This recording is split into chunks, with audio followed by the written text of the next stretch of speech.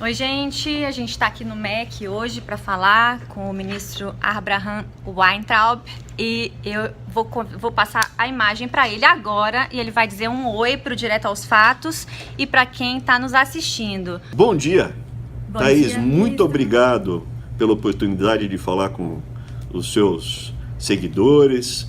Obrigado a você que está prestando atenção aqui nessa minha entrevista. Estou todo à disposição. Por favor, Thaís. Ministro, a gente vai daqui a pouco ouvir o senhor falar na coletiva de imprensa sobre o PISA. O senhor pode adiantar só rapidamente o que vai acontecer? Sim. A primeira coisa é que eu queria ressaltar a importância do trabalho que você, Thaís, ou outros jornalistas independentes estão fazendo. A mídia antiga, ela está podre, ela está estragada e ela tem um viés fortíssimo. O que acontece?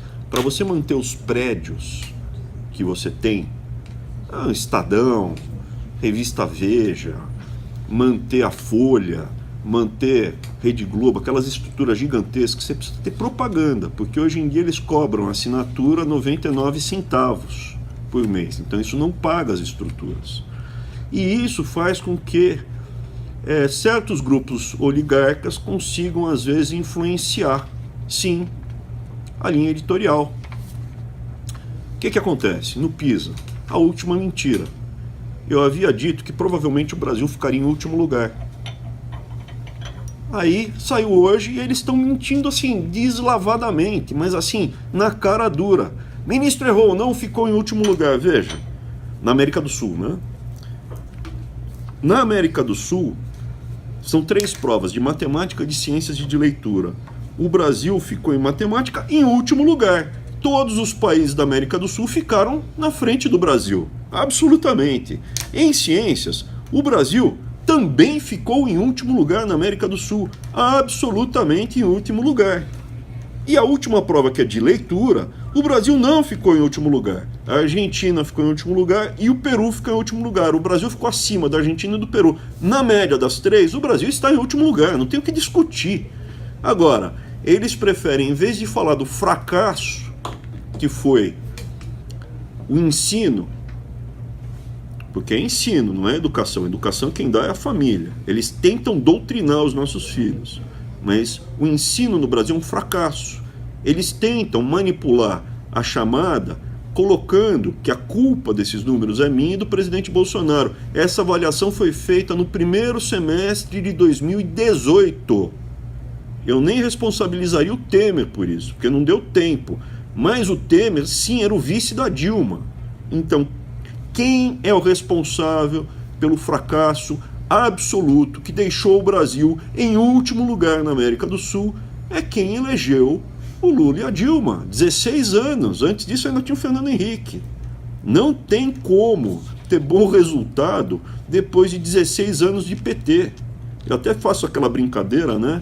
Que se fosse na época do faraó, ia ter a praga do Egito, né? E eu vos enviarei o PT para vos governar por 16 anos. E assumir tudo, esfinge, pirâmide, até o Rio Nilo eles iam desaparecer. Então assim, veja, o resultado é trágico. Desde 2009, nós estamos, os indicadores de 2009, estamos estagnados. Os outros países avançam, o Brasil ficou para trás, por isso que estamos em último lugar. E viva o Paulo Freire. E viva o Paulo Freire. Agora, eu podia fazer piadinha aqui, zoando com o Paulo Freire, porque não falta motivos. É feio, é ridículo e só gera resultado ruim. Mas o assunto é muito sério. O assunto é muito sério. Isso daqui é uma das razões do Brasil estar numa situação tão dramática. Te cortando, ministro, o senhor acha que existe alguma chance da gente tirar essa doutrina Paulo Freire das escolas e trocar por um outro tipo de instrução formal que não seja baseado no Paulo Freire? Eu não tenho a menor dúvida.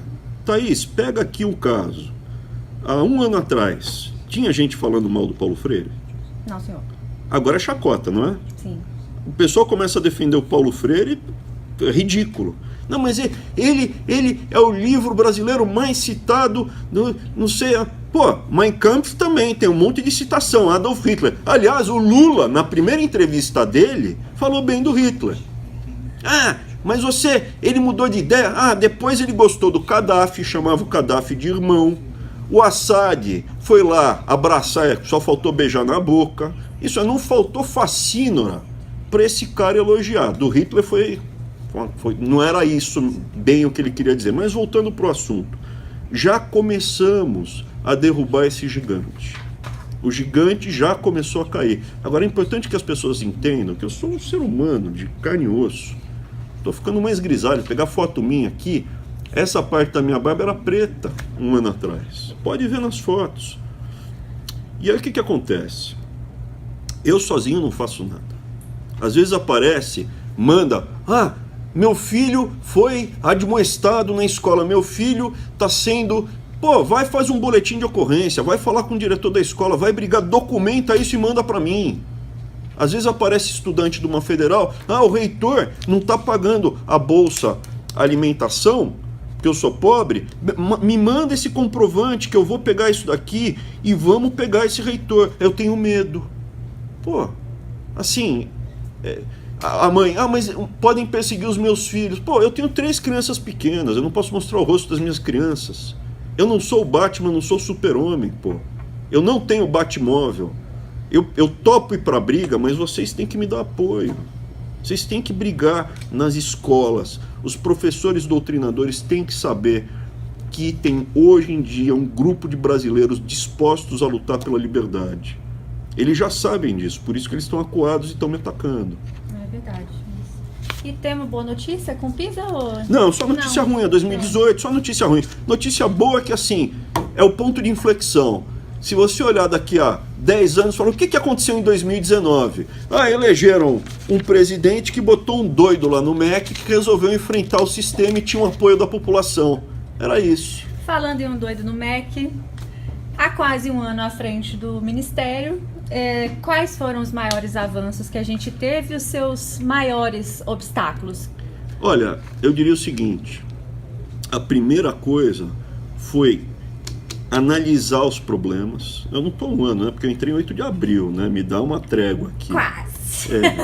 Sendo que tem um detalhe, né? Na transição, eu já estava na transição, eu era o secretário executivo da transição. Eu participei da estruturação do governo inteiro, participei da elaboração do plano de governo, então era meio que um coringa, né? Eu podia ser deslocado para diferentes áreas no governo. Acabou que o Vélez, que é uma ótima pessoa, isso daqui é inacreditável, o tamanho dessa estrutura e o aparelhamento. O INPE, que é o responsável por fazer o Enem, é aparelhado até a medula, entendeu? O Enem é uma prova. O Enem saiu sem aquela loucura que teve no passado. O Enem foi um sucesso absoluto em termos de conteúdo, de questões, estruturação, custo e quantidade de problemas, que foi 0. A gente teve um probleminha só, que foram 2 pessoas lá no Ceará que tentaram sabotar, não conseguiram. E agora estão conversando com a Polícia Federal. Isso.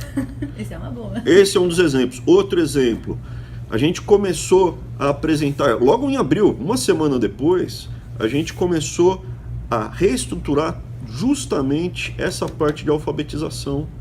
Porque como eu consigo melhorar os índices das crianças, dos jovens que fazem a prova do PISA aos 15 anos?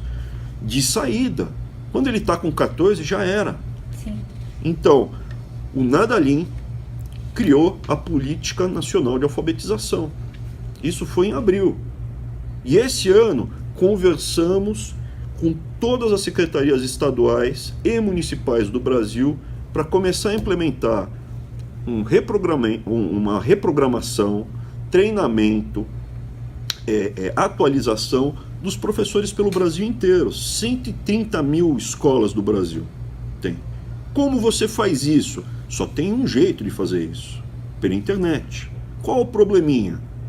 Não tinha escola, praticamente era exceção, escola pública ligada à rede. Isso acaba. 30 milhões de crianças que estudam em escola pública no Brasil, a partir da volta às aulas, vão estar conectadas. 100% das escolas nas zonas urbanas, onde tiver internet, vão estar conectadas, em banda larga, com computador, Wi-Fi, né? Uma estruturinha para ter pelo menos onde eu treinar os professores, onde atualizar, mudar. E a outra coisa, 50% das escolas rurais vão estar conectadas, mas aí via satélite. Então, esse é outro avanço que teve. A partir do ano que vem a gente começa a mudar, a limpar, a tirar esse ranço paulo freiriano. Será que existe essa palavra? Mas a gente tem que usar bem. O Paulo Freire, ele é tão ruim que ele é bom. É uma delícia bater nele. É uma delícia. Se fosse mais ou menos, era mais difícil. Ô, ministro, e a questão das escolas ribeirinhas na Amazônia também vai ser via satélite? Já tem algum projeto? Sim, 50% a partir da volta às aulas vão estar conectadas via satélite. O objetivo é conectar todas as escolas do Brasil. Evidentemente, vai sobrar uma ou outra escola, mas aí ela não vai ter, estatisticamente, é próximo de zero. Ao longo do governo Bolsonaro, a gente vai conectar tudo. O que acontece que eu vou explicar para vocês. Tem umas escolas lá na fronteira, ou de índio, que são assim, sem brincadeira. Você olhar, você não acredita. É uma tapera de pau a pique, barro com buraco, palha em cima e umas carteiras quebradas. E nesse local, entre aspas, ensina-se multisseriado, né? Que são primeiro, segundo, terceiro, quarto, quinto. Quem aparecer na frente vem aqui, põe para dentro. Então, aquilo não é uma escola. Aquilo a gente vai ter que juntar algumas, criar uma escola de verdade na região, já tem o plano, e aí sim mudar a estrutura. Esse ano nós tivemos que enfrentar o contingenciamento, e foi um desafio gigantesco que se acompanhou. Sim. O fato de trazer à tona a verdade dos números, de quanto ganha um professor universitário brasileiro. Professor universitário brasileiro, federal, na privada não, na universidade privada não, no federal, ele ganha a mesma coisa em euros, fazendo câmbio, que um professor de uma universidade pública em Portugal, na Itália. Tudo bem, se ele produzir a mesma coisa, já, só que não produz. E a segunda coisa, um professor do ensino básico na Itália ou em Portugal, ele ganha pouco abaixo do que o professor universitário. O universitário vai ganhar uns 3.500 euros, o professor do ensino fundamental, que vai pegar na mão do seu filhinho para ensinar a ler e escrever, ele vai ganhar 3.000 euros. E aqui no Brasil, ele ganha R$2.000 por mês. Então, assim, só o fato de trazer esses números à tona. Outra coisa que você pega, os interesses corporativos, que é muito grave. Aonde está vindo? De onde está vindo toda essa boataria, esses ataques? O Brasil, durante os anos do PT e também do Fernando Henrique, isso já começou no Fernando Henrique, foi construindo uma classe de oligarcas. Quem são os oligarcas? São os campeões nacionais. É quem tem o monopólio, o cartel da carne no Brasil. Por que a carne é tão cara no Brasil? Porque tem duas empresas. E ó, entendeu? Criou-se com nosso dinheiro, via BNDES, com isenção tributária e ouvidos moucos e olhos cegos do CAD, que é a agência antitrust, que nunca poderia ter permitido isso. Hoje em dia, carne, chocolate, banco, frango, só sobrou a BR Foods. E quem está na BR Foods? O ex-ministro da Casa Civil do Fernando Henrique, Pedro Parente, que era o presidente da Petrobras, no Temer. Quando você começa a olhar, são sempre os mesmos nomes e a economia inteira vai ficando oligopolizada, monopolizada. Vai criando essas estruturas. O que falta? Ensino privado. Existe, sim, grandes metacapitalistas, os Jorge Soros brasileiros, que têm a presença financiando no Congresso parlamentares diretamente, que criam instituições, entre aspas, benemerentes. Queremos apenas todos pelo bem das crianças pequenas. Você vai ver quem fundou. Está lá, Fernando Haddad, Gimenstein, grandes empresários com interesses no setor. As velhas ONGs. E eles querem o quê? Eles querem, sim, fazer mais um monopólio aqui no Brasil. Qual é? Da educação do ensino privado.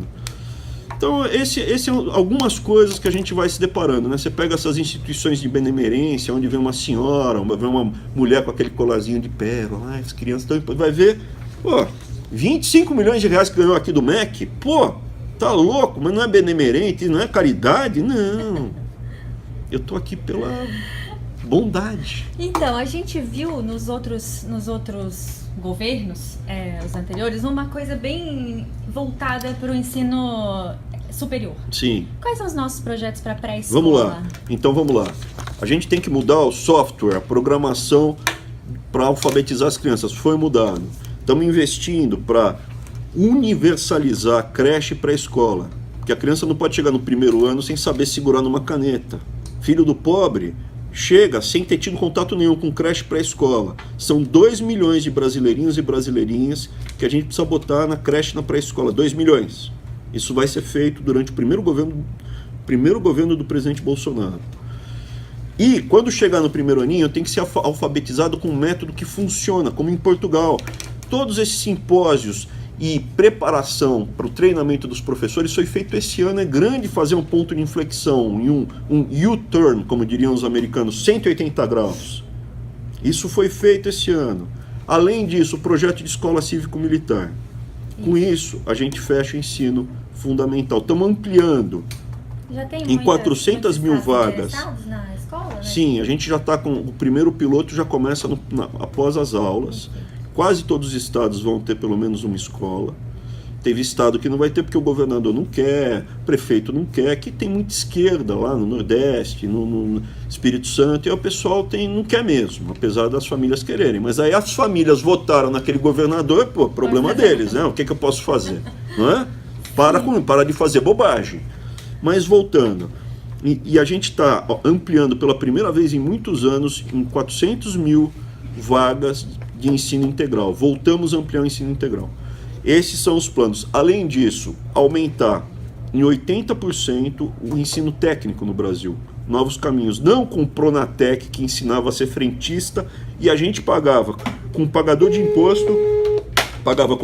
imposto 5 mil reais pelo treinamento para ser frentista. Sem nada contra os frentistas. Mas 5 mil para ensinar a ser frentista, pô, dá os 5 mil para o frentista. Sim. Né? Estamos com novas profissões, drone, pilotar drone, reparar drone, construir drone, várias outras profissões modernas que atuam nas áreas que a gente tem vantagem competitiva, ampliando de 1.800.000, eram 2 milhões de vagas alguns anos atrás, está caindo o ensino técnico, ampliar de 1.800.000 para 3 milhões e meio, então 3 milhões e 400, perdão. Então a gente vai voltar a investir pesado no ensino técnico. E para o ensino superior, temos o Futurice para as universidades privadas e a autorregulação, o Futurice para as universidades federais e a autorregulação para as universidades privadas, porque 80% dos brasileiros que fazem ensino superior fazem nas universidades privadas, e elas têm muita burocracia que tem que enfrentar, tem tem um emaranhado de regulações que muitas vezes não serve nesse emaranhado, nessa rede.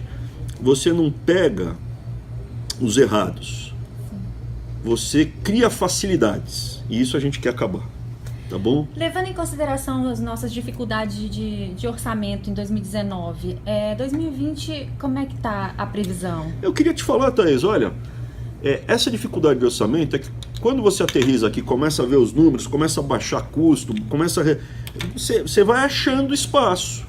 Livro didático, R$700. Pô, não, esse livro, você passa a mão no outro e fala, eu faço por 350 numa ligação. Começa a sobrar recurso. Tanto é que todos os recursos para as universidades privadas, todos os recursos para as universidades federais já tinham sido descontingenciados. E mesmo assim, nós soltamos mais 125 milhões para as universidades a mais concluírem investimentos em infraestrutura que estão faltando pouco para terminar o prédio, principalmente as que pagam aluguel, e investir em energia fotovoltaica. Isso é bom. Por quê? Porque a taxa de retorno da energia fotovoltaica é 25% ou mais. Em 4 anos, 3 anos e meio se paga. É uma taxa de retorno absurda. E diminui a conta de luz. Sobra mais espaço para fazer pesquisa. Evidentemente, aquelas universidades que estão totalmente dominadas pela esquerda ultra-radical, não querem, porque energia fotovoltaica é capitalismo. Vocês não acreditam no meu dia a dia. Você dá risada, Thaís, você não acredita no meu dia a dia. Eu acredito, ministro. Então, assim, tem muita coisa que está sendo feita e está em andamento. A área de pesquisa, as bolsas todas estão voltando com força nas áreas que realmente geram retorno para a gente. É isso que eu ia perguntar. Entendeu? Quando você vê a linha de pesquisas que tinha antigamente, você não acredita. Eu não posso nem falar aqui em público. Não, eu vou contar para o senhor rapidamente aqui que eu fui estudar um doutoramento em Portugal e eu fui perseguida porque eu estudo regime militar. E eu queria fazer uma comparação da comunicação feita no nosso período de regime militar com o português, né? E simplesmente, como eu não estava tratando as questões de gênero, feministas, não sei o quê, as professoras me perseguiram, não passaram. Então, assim, tem muita coisa que a gente está mexendo, muita coisa acontecendo. Algumas realizações já estão dando impacto e efeito. Tem a literacia familiar, que é leitura para as crianças. Leitura para as crianças. Classe média, lê para os filhos. Todo mundo sabe que tem que ler em voz alta para as crianças pequenas. Na classe média. Os pobres não. O meu objetivo, e do governo Bolsonaro, é criar um país de classe média. Em vez de ser uma pirâmide, fazer uma coisa muito mais arredondado. O grosso da sociedade tem que ter um ofício, tem que saber ler, escrever bem, fazer conta. E com isso você tem renda. Você sabendo se virar na vida, você não precisa mais do bolsa, não sei o que lá, e também não aceita o oligarca fazendo a balbúrdia que eles fizeram com a gente nos últimos anos. E para mexer, para o Brasil ser livre, um país livre, ele precisa ser um país de classe média. E para isso, ensino é fundamental. Olha os números. 2018. Não adianta a Folha, Estado, essa trupe aí de desmiolado falar a culpa é... Porque eles não falam que é 2018. 2018, primeiro semestre. Olha os números. Leitura. Aqui é fantástico. O número fantástico, assim, é fantástico de feio, né? Metade não consegue o suficiente para exercer a cidadania básica. Matemática, se eu não me engano, ciências é 55%, a pessoa não tem noção mínima, não pode pôr a mão em ácido. Por quê? Porque corrói a sua mão, é isso, 55% não sabe o que é ácido, o que é básico, que se jogar coisa para cima, a gravidade puxa para 55%. Leitura, 50% não tem condição de ler aos 15 anos, a ponto de garantir o exercício da sua cidadania. Isso não consegue se virar o mínimo. E em matemática, que é o pior de todos, 68% não consegue fazer operações básicas para poder ser um cidadão normal. Isso é uma pessoa que não consegue fazer aí 3 vezes 4. Consegue, dar 10 reais, quanto custa? É 8, dá 10, pega 2. Ele consegue fazer isso, mas 3 vezes 4, quanto é? É 20% de desconto, não consegue fazer coisas muito básicas. Não é analfabetismo funcional assim, né, ministro? Alguns reitores afirmaram esse ano que a autonomia universitária estaria sendo ameaçada pelo MEC. Como o senhor encara essas afirmações? De forma alguma. Tanto é que a questão do Futurice, que é o projeto que estamos enviando aí ao Congresso, a questão do Futurice, o ITA vai aderir. O ITA não fica debaixo do MEC, o ITA fica debaixo das Forças Armadas e da Aeronáutica. E durante esses anos todos, não faltou comunistinha querendo pegar o ITA para pôr debaixo do braço, eles nunca deixaram.